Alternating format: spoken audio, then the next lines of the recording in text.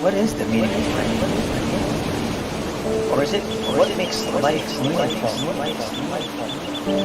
Are we affected by what we see in our past? Or by what we can't see in our future? Is anxiety or depression the cause? Or are they just the effects?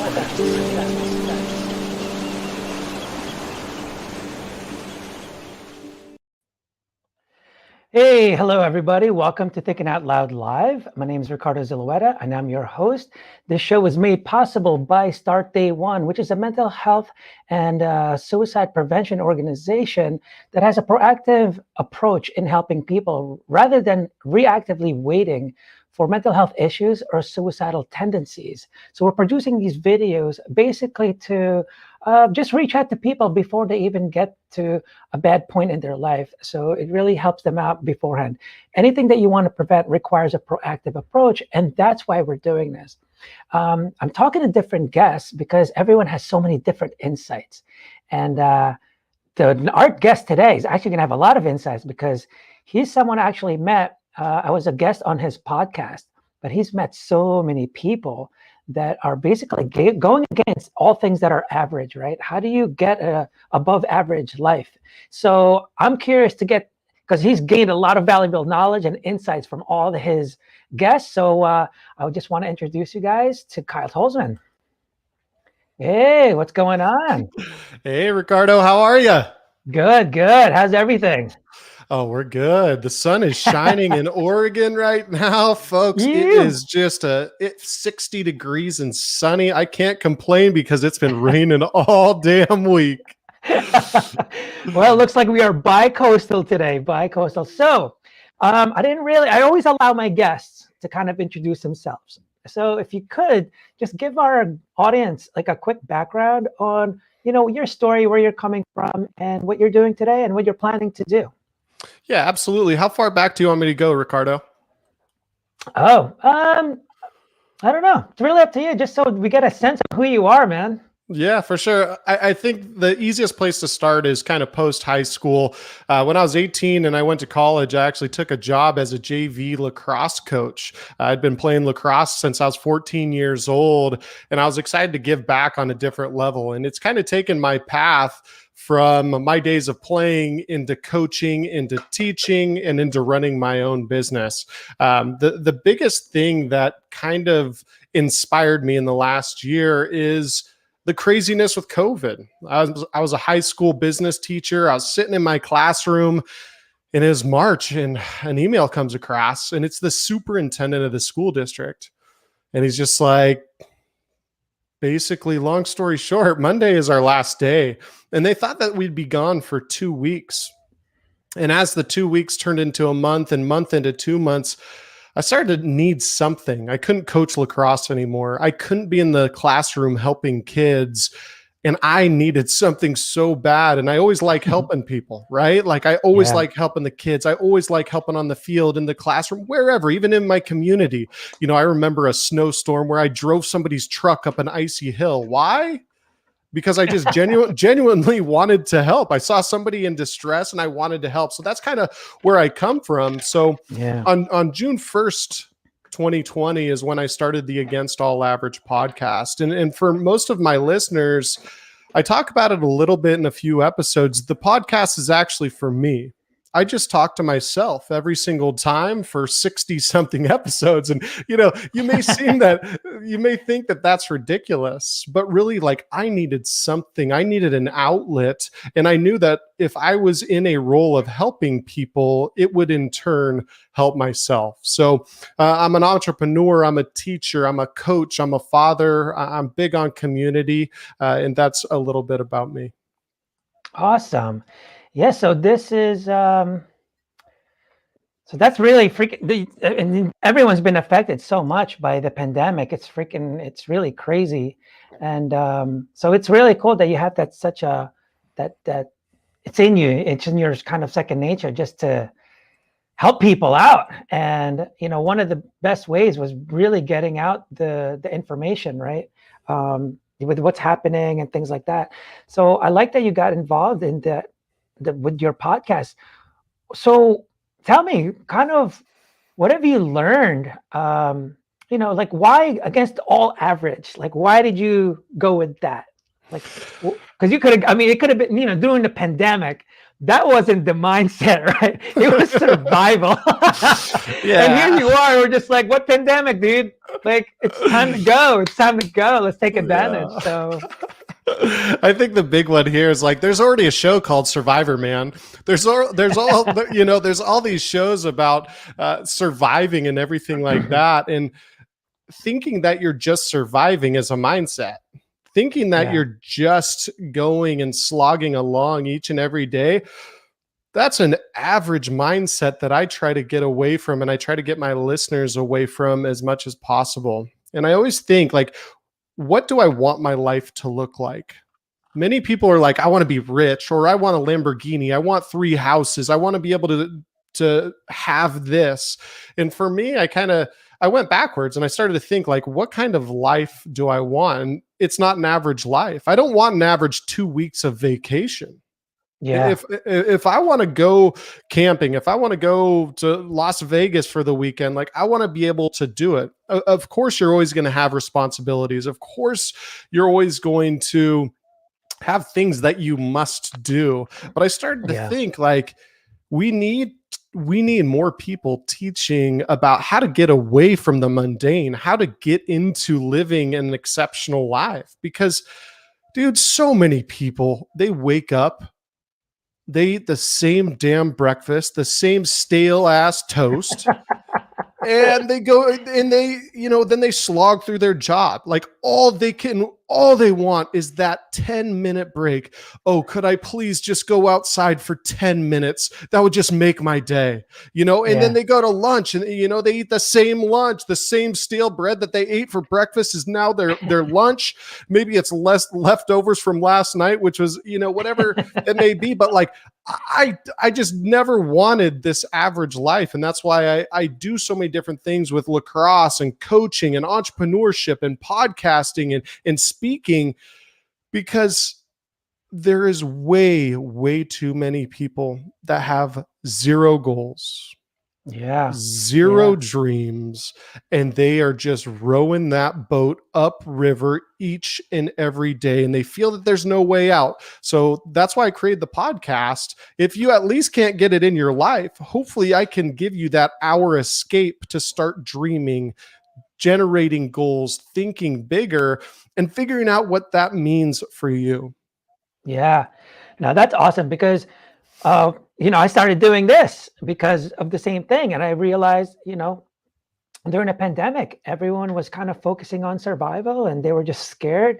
And every time you think about fear or any type of really emotions, it's always future based. During the pandemic, you're inside your house, you're safe, you got food, you got everything you needed. But yet everyone's panicking because of what they think the future is going to be. And every time you think of fear, it's always future-based. It's nothing from the past. It's what you think is going to happen in the future.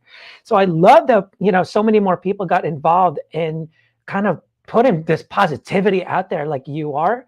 Because to me, during our podcast session with you, I was talked about, it's all about changing people's perspectives. And that's what you were kind of trying to do. Like you're hoping like, dude, this mundane thing. And right, like I've gone through the same thing talking to thousands of people that so many people are just fucking insane. Like they do the same exact things and complain about things they do nothing about, but they expect something so different to happen without doing anything else different. And it's funny. So you're here going like, here, maybe I'll give you some tips from people I've interviewed on maybe what you can do to make yourself a better life. Has there been anything that you've learned from people that you've talked to that you've kind of applied something already that you're like, whoa, that was awesome? It was, the biggest thing that I hear and the difference between some of my best guests that I feel have the strongest mindset. And we're not talking when we talk about being positive and having positive mindset, like we all have our ups and downs. Like don't think for a second that because I have a podcast called Against All Average, I don't have downtimes. I don't have days that suck. Like I don't, there's days that I get punched repeatedly in the face time and time and time again. But the difference between myself and what I'm trying to become, like I am not yet against all average. I'm becoming each and every day more resilient and further away from average. Some people, as they get older, they start becoming more average, more comfortable. There's an imprint in their recliner.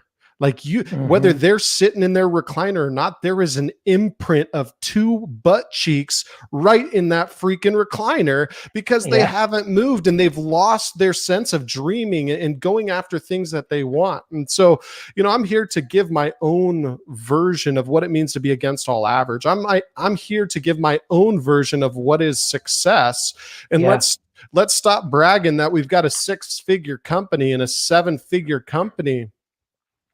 Nobody cares. Yeah. Like nobody cares. Give a freaking value each and every day to somebody else's life. Right. Every single day. What can you do for others? Right. Is what drives me and is part of my mindset each and every day. Shit becomes really easy when you're so passionate about helping others, when you put yourself aside and, oh, my back hurts and, oh, I'm tired. Again, nobody cares about you and what you're feeling at that moment. But if you want some juice coming back, if you want some energy, some good juju coming back to you, you have to give and live a life with some purpose. Or you wake up at 6 o'clock, you go to your 9 to 5 and you get ready for bed, and it goes over and over, and you look around like, what have I done with my life? Am I even living anymore? Yeah. Now that's awesome. I was actually going to mention that, like, to have that type of life, it all starts with that sense of purpose. Everything almost starts there. But what most people don't realize is that your purpose, to get a purpose, needs to be intentional. It's actually a decision you have to make. People kind of say, I'm trying to find my purpose. You actually create your purpose. You don't find 100%. It, right? People think they just happen to be lucky or something else, but really it's just a decision, and they seem to follow the decision. And I've told people this, the power of decision. People have referred to it as the law of attraction. I don't think so. And at the same time, they see law of attraction as more attracting to them. I don't think that's the case. I think that we decide what we want to do, and because of your decision, you're attracted to these opportunities. For example, when I tell people, it's all about your perspective and all this stuff, right? Your perspective is that there's just no time or money, but then all of a sudden your best friend's getting married. How come time and money showed up? Where did they come from? Like, did you just win the lottery? Did you just all of a sudden have this free vacation from work? And that's not what happened. It's because you changed your perspective and said, well, it's kind of a one-time thing. My buddy is getting married. It's supposed to be one time at least, right?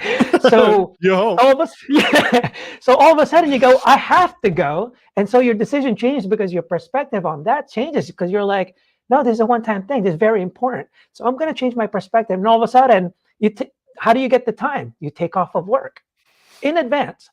How do you get the money? Well, you save for it. And I tell people it's the same exact process. But once you decide, all those opportunities show up, whether it's breaking up with, finally letting go of your relationship, all of a sudden, once you make that decision, other opportunities for relationships open up. But until then, you're just freaking miserable and doing nothing about it, complaining about everything, which doesn't make sense to me. So another thing, I love that you said this, that you said you're still not against all average, that you're getting there. Because like I said, fear and anxiety and all that stuff are future-based, but so is freaking happiness. So is success. It's future-based.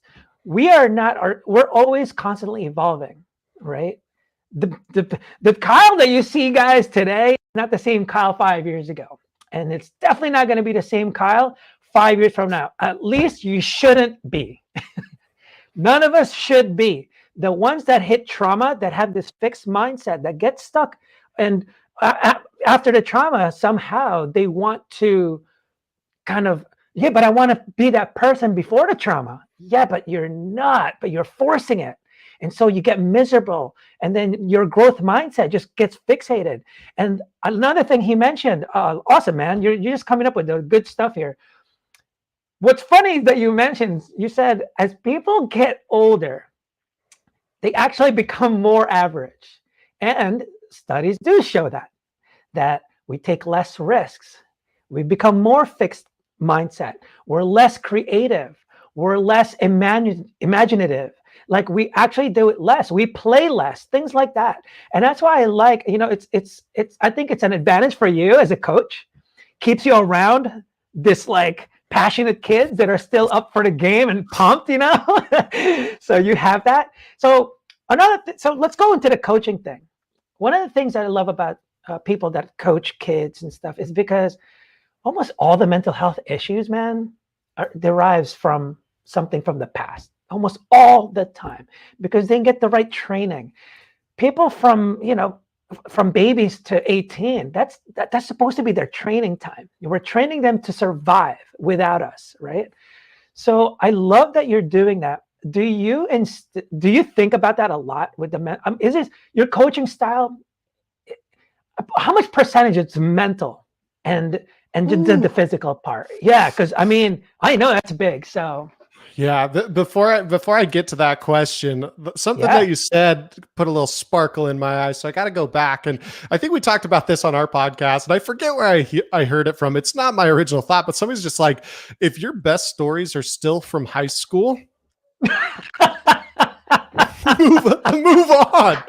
Like, move on. Like, what are you doing? You're just like, man, when I was 16, I was 6 foot 180 and jacked. And all the girls were always calling me. It's just like, you're 42. Like, is that your best story? Like, have you not grown? Have you not moved on? Like, what is the new you? Like, why are we still talking about you at 16? So I had to go there. That's just like, it fires me up when people start, because sometimes I don't see my high school buddies for, a year, and I go back and the stories are the same. And that's when I know, okay, I should probably spend some time, finding some new stories. But what you're talking about with mental health is, I've been a teacher. This is my 11th year teaching in the high schools and middle schools. I've gone everywhere from 6th grade all the way to 12th grade.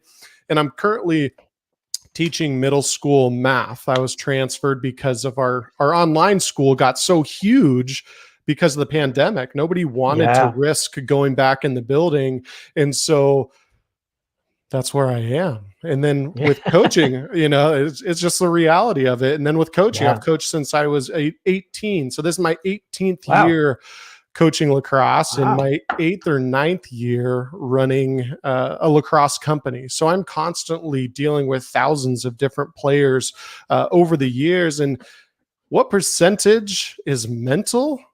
Like, you're kind of asking it the wrong way. It's almost like the skill-based stuff is so minuscule that nothing matters if I can't get the team on board mentally. Love it. I can't move on until each and every player feels safe to screw up. Mm-hmm. That's day 1, day 2, day 3, day 4, and I never stop teaching it. When I praise, I try to work in the mental health for different kids need different stories. Different kids need to be treated different based on their background. So it's 100% always in my head to fully understand the kid. And by the time they're seniors, man, I could write a book about each and every kid and what they went through, because just like the CEO of a company, the more high performance I can get each and every player, the more high performance my company is, or the more high performance my team is. But when I start to forget about mental health, when I start to forget that motivation is the key to success in sports and in business, when I stop motivating and I just start chirping and yelling and getting pissed off, like, I have to go back.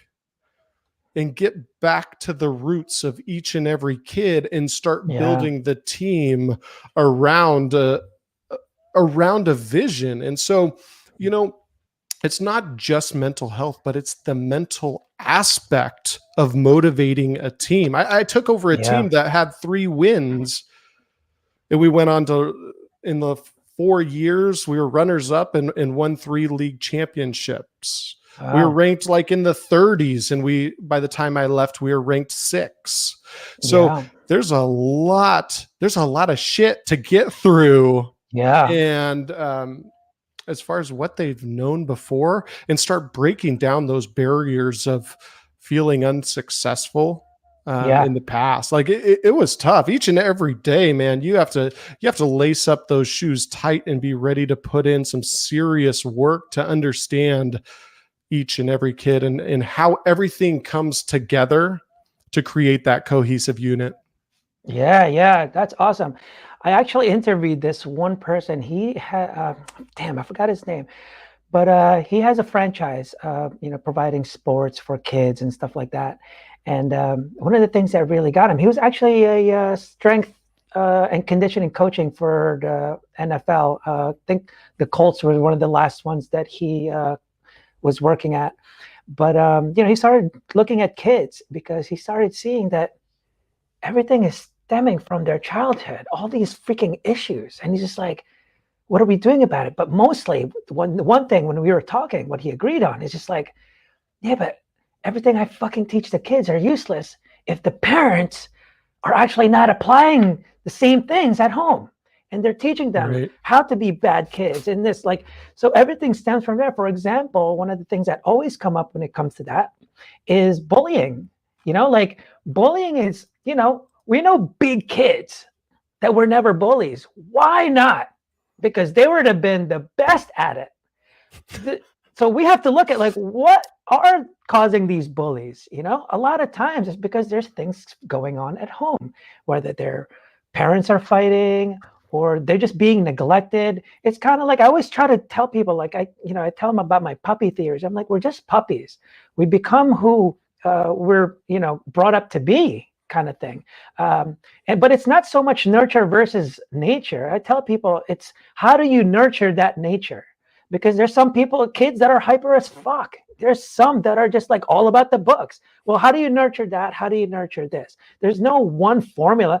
I'm pretty sure with coaching, it's the same exact thing. I know in wrestling, everyone had different styles because we all had different body shapes. You can't teach me the same freaking move. Like, this dude is so lanky, he's not going to be a thrower. Like, he's not going to throw anyone, He's going to be riding all day long. Right, exactly. But then you got these short, stocky ones, like, he might throw you because he's solid, right? Yep. So everyone requires it. I'm sure in every sport, it's that way because we're all built differently.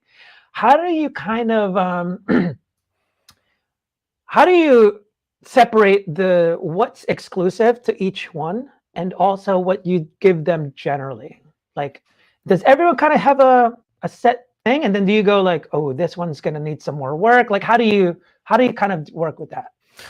Yeah, it's just hours and hours in the film room of analyzing tendencies, whether it's the opposing team or it's my team, but everybody will get a general skill set. But then you've got some kid that can shoot 100 miles an hour. It's like, okay, give this kid, let's set all this up. Here's our shooter, he shoots accurately at 100. And then there's some kids where this is a tough one for me. There's some kids like, buddy, I only want you really to shoot once a game.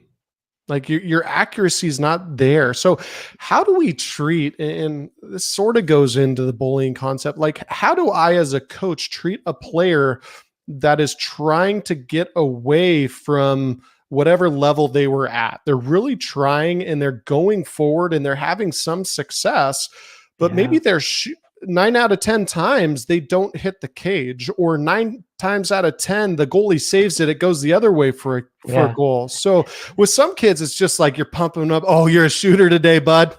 You're a shooter today. You feeling good? Massage the shoulders. Let's go. And then some kid is just like, I'm talking very technically about what happens when the goalie saves it and the other team scores. So you have to, in the classroom and on the field and in this world, you have to treat everybody differently. Yeah. Based on what you know deep down about them. I can yell at some kids and get in their face. Other kids, if I do that, they'll either A, get in the tank, or B, just start screaming back directly at me. Oh, wow. And that's based on their past, right? That's Yeah. based on how Yeah. they grew up, where they grew up, what right. what was the culture like in their home. And just because I grew up a certain way, just because my household operates a certain way, doesn't mean my kids operate in the same way. I only have my current perspective until I start to not break down, but begin to fully understand other individuals from all different backgrounds. I only have my perspective. Yeah. You know, it's funny sometimes. And what's funny too, though, as a coach, there's really not much that we're doing to them, right? It's what they're doing for themselves almost all the time. And that's why I love the idea of getting kids into sports. It teaches so many valuable lessons. I mean, so much that to the point that you become a father figure to all these kids, right? Especially when they don't have that at home, especially that, Right. because they don't know who to follow. Right. And so that's, I think to me, it's like one of the most valuable things you can do for your kids is to get them involved into sports. Well, at least I was just going to say, like they learn about loss, but I'm like, now when you give everyone a freaking trophy. So that's the one thing I don't like about that. Oh, we're going to go on a different tangent on that. Yeah. We're about to make a little skid turn. Yep. So, I always talk about that because we're just a product of our decisions, right? And when you change people's perspectives and all their decisions follow. So as kids, if you are changing their perspectives about loss and that they didn't have to work for it, that everyone deserves it, what I don't like is that they don't get to experience loss. And as kids, that is the best time for them to experience that. I believe that that's what's kind of pushing the higher suicide rates now, because when they're 18 and they break up with their girlfriend, dude, even suffering from a lot of loss, a breakup sucks, right? But now this is the first time this person is feeling that much of a loss. Well, he's not going to know how to cope with it. He doesn't know how to deal with it. In sports, it's probably one of the best teachers of that, especially because you can't learn unless you're like, it's impossible. That's why it's better to get your ass kicked and then kick the next person's ass, right? It's like you don't want to go against teams that are weaker than you every time. And then who do you think? How's it going to work when you go against the best of the best? Yeah, you're going to get your ass beat. Definitely. So the only way to learn, I saw this thing, is basically if you can't fail, you can't learn, because that means you know everything already. If you fail, that's when you go, what did that happen? How did that go about? So I'm curious as a coach, because I don't know if that's being instilled in every school. What are your thoughts on that? Like, not rewarding everyone and basically keeping everyone, this whole thing about equal, I'm not getting it. It takes away competition. What are your thoughts on it? I'm curious. I think it has its role at an early age of getting kids excited. I think, not everybody needs a trophy, but I don't know, giving out suckers to 5-year-olds for playing soccer at the end of the year is not going to ruin the world. It's not going to ruin the mindset of kids. Like, my 5-year-old doesn't give two shits about the competition. She's just trying to figure out how to kick a soccer ball. Like, she's just trying to learn how to interact. She's trying to figure out, how do you interact with boys and girls in soccer? And when you get knocked down, how do you do? And at the end, they're just like, hey, thanks for hanging out. But I think as we get into the older ages, that sounds horrible English. As we get into the older ages, as we start becoming, I don't know, I think there is a role for rec sports. I think So many people are interested in club sports and club soccer, and we're just going to play sports to be on the varsity team. We're only going to play sports to go to college. Like, my body is wrecked from playing college sports. Yeah. As I stand here, like, my right leg is shooting with pain. Okay. Like, I played 50% of the reps when I was in college because my body was so banged up, and it was because of the competition. I was all Yeah. or nothing, right? Like, Yeah. I'm Yeah. either out there to be the best person on the field or I'm not. But Right. that came along. That was me. That wasn't, nobody told me to be that way. My parents Mhm. didn't tell me to be that way. My parents didn't say you need to run, you need to play harder, you need to give it your all. You need to, like, there was those talks, those family talks about like what Tolzmans do, but it was never specifically for sports. So I think that there is definitely an area where rec sports, this free trophy for everyone, they're usually like one in the same when somebody talks about it. I think there's a role there for mental health reasons, for Yeah. physical health reasons, for emotional intelligence. This is a good one. Emotional intelligence gained through sports are almost better than the mental health and physical health attributes. How do you deal with your coach when he's so mad that he is screaming at you, red in the face because you just did this or you just did that? Are you going to Yeah. run into that during your career? Hell yeah. Yeah. That's a good Somebody's going to point. be pissed at you for doing something. For me, it was running a tractor into a tree. My boss came unglued at me. It was just spitting mad, but I just said, "Hey, I'm sorry. I effed up." And I learned that through sports. I Yeah. tried my best, coach, but I messed up or I forgot the play. I'm sorry. Let's try to make that right. So I think the key to sports that a lot of people miss, and I think people want to argue about trophies because everybody on the internet wants to argue about everybody getting a trophy, right? But Yeah. what I Yeah. think there's so much to sports is being able to become emotionally intelligent, work on your physical and mental health, far supersedes the competition aspect of it and getting the mental toughness of the winner take all attitude. Because winner take all attitude, that's not necessarily true. Even if I run a supplement company and I'm the best of the best, I still didn't win or take all. I still only have 15% of market share. Right? Yeah. We're always going to have to deal with people with advanced levels of emotional intelligence.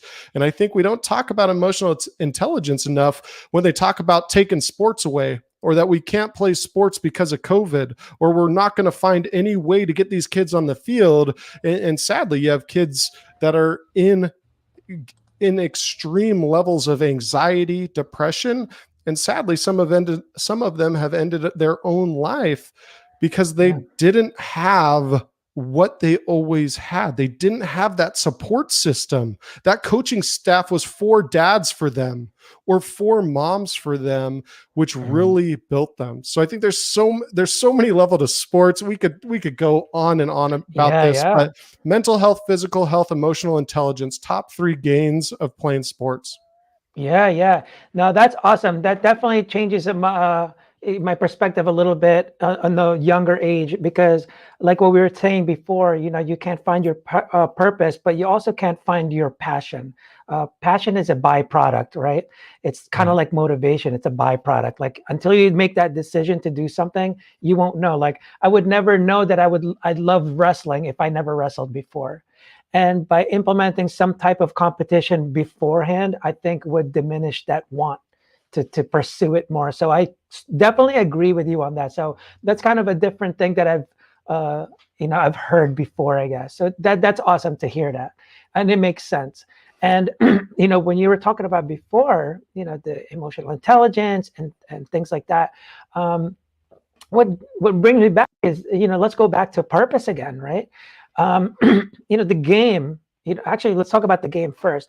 I always talk to kids to kind of relate, because a lot of times, mental health issues, they don't really, they're so young, especially the young kids. They don't know how to kind of get all this information in, right? So you have to try and relate with them, metaphors, things like that. And one of the things that I kind of always mention to kids, or that to help them understand more, is that life is just a game. So I tell them, do you play video games? Do you play sports? And they always say, yeah. I'm like, all right, what do you play? All right, I play this, I play that. Okay, cool. Does the level of difficulty increase or decrease as you progress? Oh, it gets harder. Why don't you like playing the games that you can beat? Like, why not? Why would you hate it if you're being rewarded that you beat the entire game in one day? Isn't that like a great reward? But why don't you want that? So they're just kind of like, they think about it, It's like, because it's kind of like the movies. It's actually required. There's no movies out there without conflict or challenge.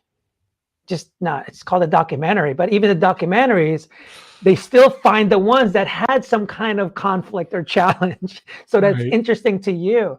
And that's what actually makes your life interesting. That's why people watch the Super Bowl instead of when they know who's going to win. No one really watches those. Why not? Isn't that a big win for your team? Like, but not everyone's watching it. It's because it's the hardest team. You don't know who's going to win in the Super Bowl. You're just kind of like, oh my God, no way. So, but same thing with your life. Like, you're going to have these obstacles. You're going to have these things, but it's actually required to have an interesting life. That's what, at least that's what I think they refer to as the game of life, is because now you're really learning, the obstacles and how to get there, that it's actually required to get there. Every obstacles that you're going through, especially like a video game or learning for sports, I mean, that's when you get the peak experiences, when you accomplish something you didn't think you were going to do, like in your field, like when you beat a team that you weren't supposed to beat. It's probably one of the most exhilarating feelings Hands ever. down. I know that's what I experienced. Hands down.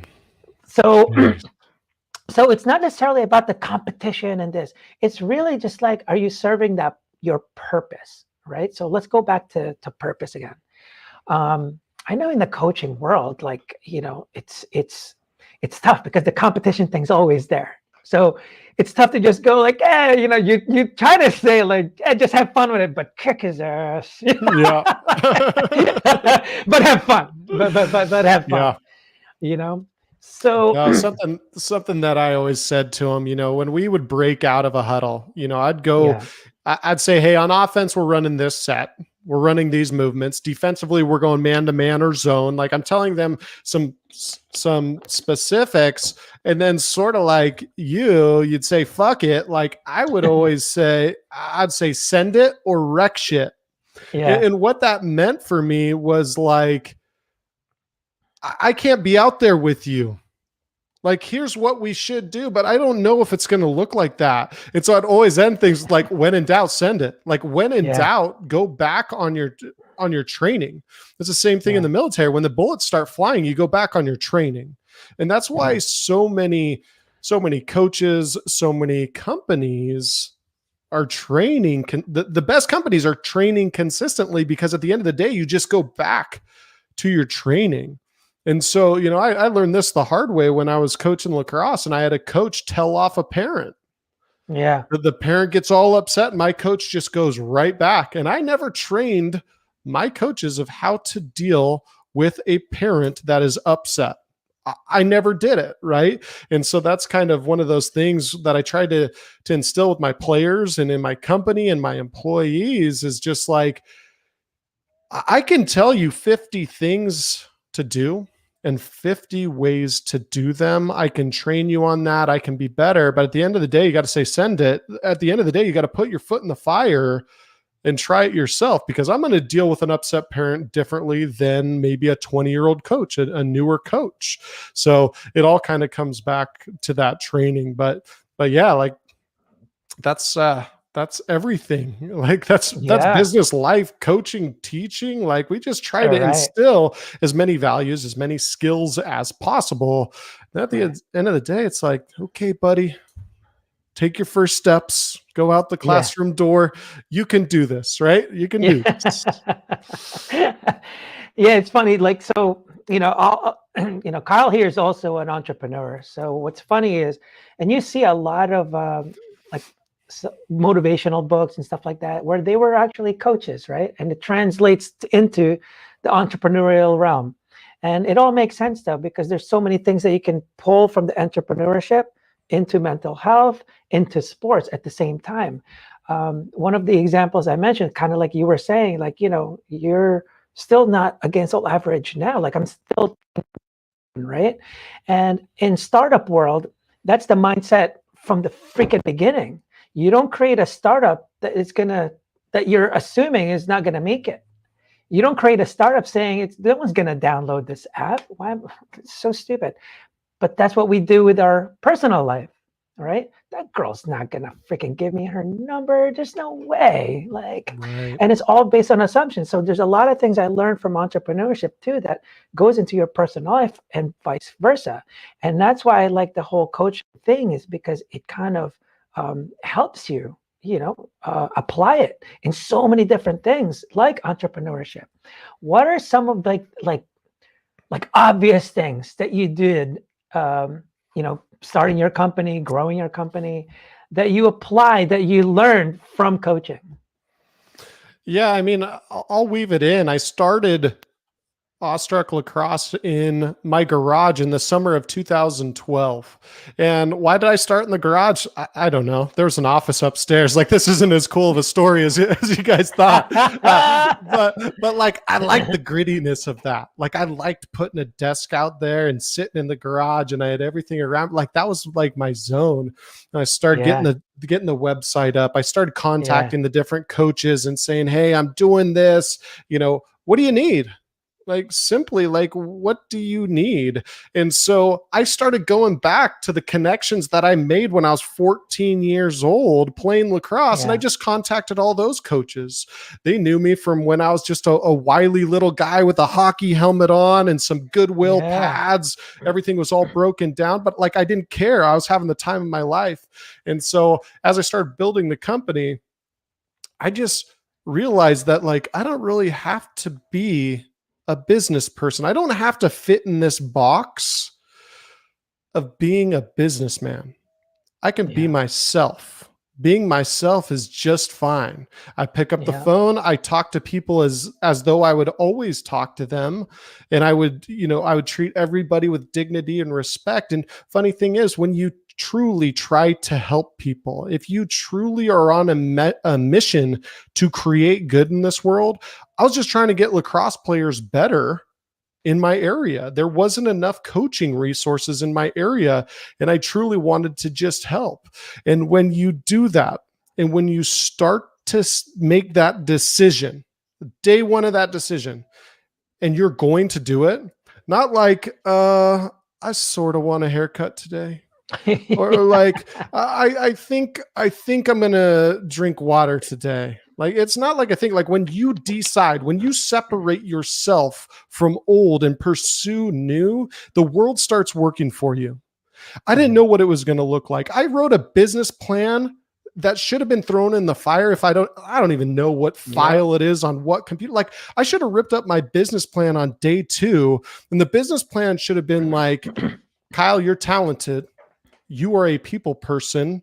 You can solve this community's lacrosse worries. And if I just went that way, and so I went and I talked to all the coaches. I talked to all the parents. I talked to all the players. They came to my clinics and camps. They came and joined my all-star teams. Why? Because I genuinely just wanted them to get better at lacrosse. I didn't have stages of selling. I didn't have a system of follow-up. I hopped on the phone. I talked to somebody. Like, I was closing, and I still close high rates because it's just me. It's 100% genuine. I'm not selling fluff. I'm not like, you can come my way or you can go somewhere else. That is completely fine with me. I'm just going to give you my honest opinion of what we do and what we do well. And so all those years of coaching and talking to different parents and talking to athletic directors and principals, and, when my players would get in trouble, I'd have to go to the principal's office and say, hey, they're not bad kids, but, and like, this is what I'm doing to solve those problems. So coaching went directly really into entrepreneurship because I was coaching lacrosse. What came to be more difficult was to get into an entrepreneurial mindset where I was managing more than I was actually in the business coaching, because I love to coach. And so that's something I battle with today, but I just hop on the field today and just coach. So coaching to entrepreneurship, you're dealing with people. And if you have a way of dealing with people with dignity and respect and always putting yourself in their shoes, like I'll tell them other options.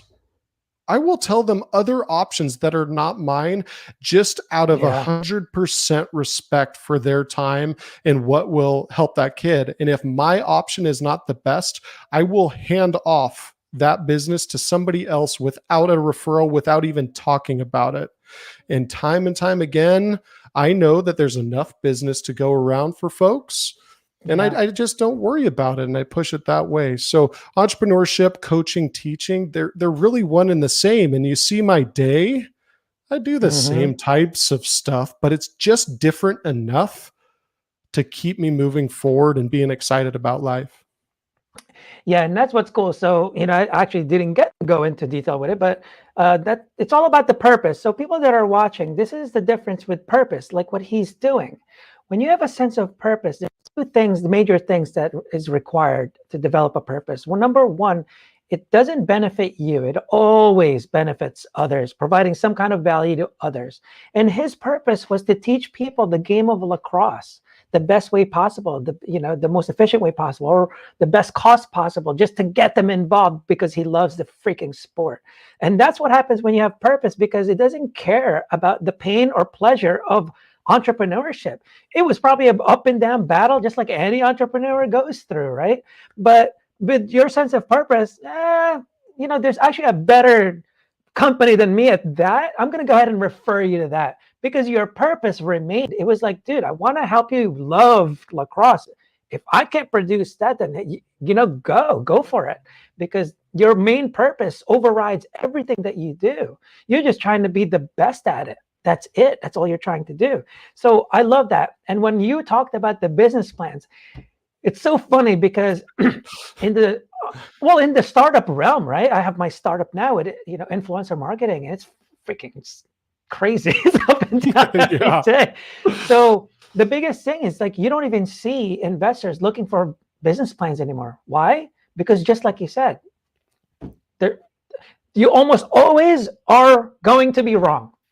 It's wrong. My business plan, if I had to create this, I would have to have wasted so much time trying to rewrite my business plan. And here's why. And that's why there's this thing called lean startup. It's all about learning, right? So everything that we know as people are assumptions. So there's another thing that you can apply in sports or life in general. Everything you know is a fucking assumption until you get feedback or data. He didn't know who his customers were going to be. He didn't know who was going to say yes. But if he assumed, like, that coach didn't really like me, though, and not call out, but then he actually was just an aggressive, but he actually respected him as a player, he would get him. But don't base it on your assumptions. Get data, get feedback. It's the same thing when I said before, like, is that girl really going to give me her number? I don't know. Why don't you get some fucking feedback or data on that? Because what you just told me was an assumption. Basically, you're assuming you're going to be a loser, that you're this, that you'll never get a girl like that. That is an assumption.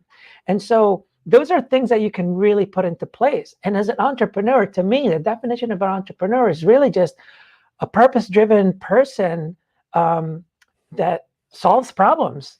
You just happen to, the money is the byproduct of it. But he's solving the problems. Like, how do I get more people involved in lacrosse? How are they going to know to love it if they've never played it? So he's doing everything he can that would kind of get people involved. And that's what's awesome when you have this purpose. Everything derives from that. And again, we have to go back to this.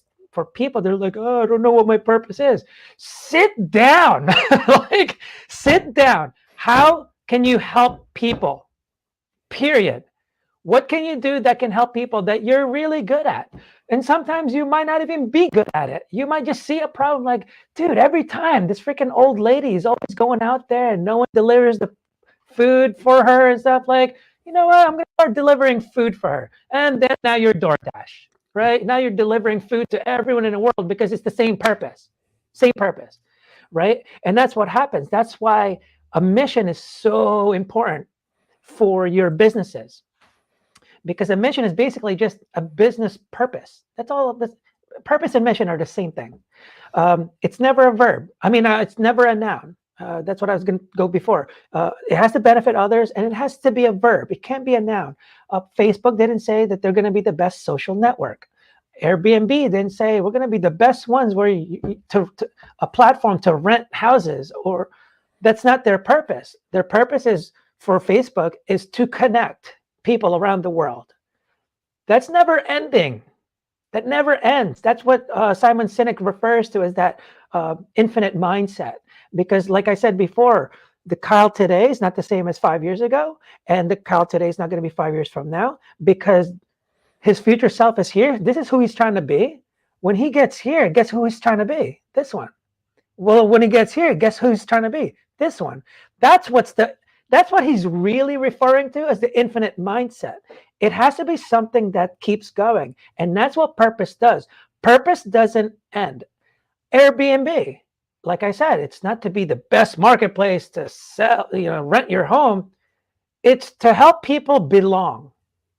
That's forever. That's their mission, is to help people belong. And so now they have experiences. What the hell does experiences have to do with, giving your, renting your house out, right? But because of like the sense of belonging, their purpose was like, yeah, but it's such a different feeling. When these guys started out, they were just sleeping on couches. They invited people to sleep on their couch, and they loved the experience because they introduced them to the town. They were hanging out with them, got stories, and they're like, dude, that was sick. That was an awesome experience. Let's give that same experience to everyone else.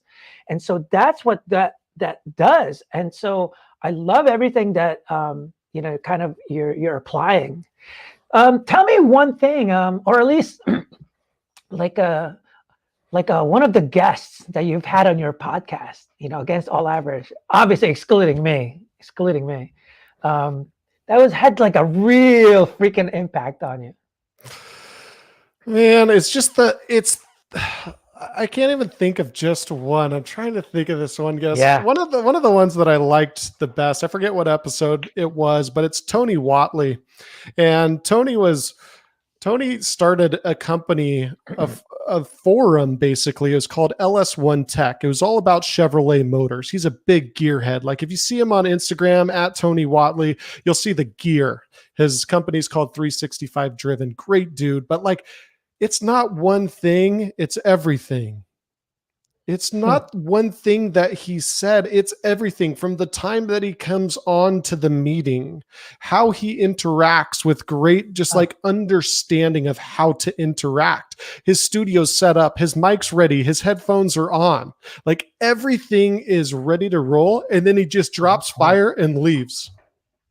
like nothing happened. Like, fellas, that was awesome. Thank you so much. Let me know if I can do anything for you guys. Like, I'm out of here. There's another, there's others that are authors, or, I just interviewed a woman with PTSD that has rescue dogs that helps her get through the strong emotions of PTSD, and the rescue dogs rescued her. It's just so different from episode to episode with the Against All Average podcast. It's whoever you are, you can get insane value, because I'm always going to bring it back to mindset. I'm always going to bring it back to thinking bigger and dreaming and going towards your goals and trying to get away from the mundane. Like nobody wants a shitty life, but so many people end up there. Like, how many people would walk and say like, hey, Ricardo, like I would love to live a life where I like going to work once a year. It's that potluck day. Like I love the potluck day, but the other days are shit. Like nobody's there, but we always are constantly taking those actions to put us in those places. And we're so afraid of taking risk that we analyze entrepreneurship as risky. And think of how many million people lost jobs during COVID. Yeah. Your job's not safe. I don't care who you are. Like, like you can be as brilliant as you want. You can be out the door. There was a hockey ref that said something into his microphone the other night about a makeup call. Right. He's not officiating in the NFL anymore, and he has no other streams of income. Like I don't know the guy, but like he may not have other ways to live a life that he would like to and would like to design. So, man, it's tough. We have 70 something episodes. Some are super wealthy individuals. Some just make it by, some authors, some entrepreneurs, some coaches, but overall it's the way in which they think. It is the way in which they think each and every day. Yeah. And to me, like, the reason I talk to, I'm going to be doing this talk with this big company. It's more like in the real estate, and we're going to talk about the mental health and the future of the workplace and stuff like that.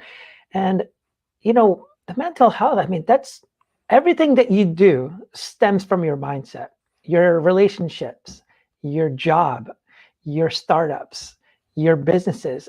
I mean, everything, it just comes out of you. It's not something that's external and then goes to your mindset and goes like, hey, I think I'm going to do, like, no, it's everything that you do. Right.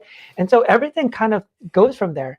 And, like you're saying, the whole taking a risk, there's this one quote. I hope I get this right. It says something like, people would rather stay unhappy, or I forget how it goes. Basically, instead of risking happiness, they would just rather stay where they're at. And it's funny for people, there's like, oh, I want this, I want that.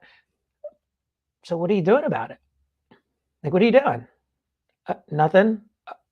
I don't get it. I'm confused. And that's what kills me, because with the mental health, it's even worse than that. And what I hate is when we give them the excuses. So I've mentioned this before to you, that when we're in a bad state of mind, we tend to love excuses and we hate accountability. It's always someone else's freaking fault. But the problem is when you tell them, like, you're right, it isn't your fault, they're in trouble, because now you're not teaching them that they're actually going to be accountable for their own happiness. And so people are getting more miserable. It's kind of like, as a coach, imagine you telling them like, oh, it's not you, it's because your bum leg from last week. Oh, definitely, that's what it is. That's definitely it. It's not this at all. So when we give them that, and especially when you're the coach, they're going to go, yeah, it was my leg. It wasn't, thanks, coach. So now they feel good and they're allowed to chill on the bench and go like, no, I don't have to do sprints because coach said my leg, So, well, that's what they do with depression. They treat it the same exact way. Not that they mean to. And I don't want people to get the wrong idea, like I'm being mean to these people, like they're depressed. Yeah, no crap. That's why they love excuses. I get it. But don't give them the excuse, because once you do, they latch on. It's so easy when you're in a bad state of mind. You'll find yourself all the time when you're in that state of mind. The biggest proof of that is when you finally say like, well, Kyle, I guess things happen for a reason. When things are good, you never, ever say that when things are bad and go, well, my life sucks. I guess things happen for a reason. That's why I'm here. Like, no one's ever said that. No one. It's always something to make you feel better. But that's the mindset, because back then it was like, no, it's not me, it's this. And then all of a sudden, oh, that was supposed to happen. Oh, all of a sudden, that was supposed to happen. It happens the same way in sports. Like when I'm talking to my sideline, you can tell when you're losing on a sideline. And you can tell when you're winning on a sideline. And I'm just like, knock this off. Like, you never talk to the ref when you're winning. Watch ESPN. You never talk to the ref when you're winning. Like, if I was winning and I'm just like, what the hell was that? Like, that's the worst call I've ever seen it. And just like getting myself all worked up and into the penalty. It's just like, but as you're saying, the same with mental health issues is like, it's tough. There's those external factors that we only want to talk about positivity when we're feeling good. Right. All right. That's When funny. we're So in the duns, it's good call, ref. exactly. Oh, that was a great one. That was a great one. I'm up That was a 5. great call, ref. My man, I'm up 5, right? Like I'm up 5. My man, like the second that there's like That's great. one goal difference, my whole sideline, if I didn't teach, I teach this in the classroom and on the field, you cannot let your sideline change whether you win or lose. And that's how you win the mindset to continue to achieve. That's awesome. Well, we actually just made our 1 hour mark. Woo! Dude, Kyle, looks like you've been soaking in a lot of this information. You know, people have always told me after they talk to me, just like, love your passion in this. And I'm just like, that's what they mean. I'm like, what the hell are they talking about? Like, I'm just kind of telling you things. And then I'm looking at you and listening to you, and I'm like, that's what they mean. Got it. I see it now. Okay, got it. That's what they mean about passionate and whatever. Hey, and we choose how we show up. Okay. Yeah, sure. You know, I'm low on sleep. My back hurts, and I've been ripping out carpet all day. we choose how we show up. That's right. That's right. I hear that. But hey, thank you so much for taking the time and speaking to our audience. And I really hope that we've changed some people's perspectives in different aspects of mental health, and that the mindset, it really just stems from you. I love that you're pushing accountability. Like, it's up to you, man. It's up to you. It's up to you. It's up to you. And that's probably because of your coaching background. Like, you're already used to this. It's just that you just got to coach yourself, I guess. I can't put any more weight on my shoulders, kids. It's your turn. All right. Well, until next time, everyone, if you need to get in touch with him, go to againstallaverage.com. And I believe all your social media is on there also. So you can check that out. He's got a bunch of podcasts that are on there. It looks like he's getting all interesting people from all aspects of, just really life and if you want to hear average. Yeah, if you want to hear somebody rock the mic, check out episode with Jim McCarthy, the voiceover genius. Really? he's awesome. Check that out, Jim McCarthy. It was an awesome episode. That's so cool. All right, man. Well, until next time, thank you very much for everyone. Thank you for watching Thinking Out Loud Live, and we'll see you again soon. I'll talk to you.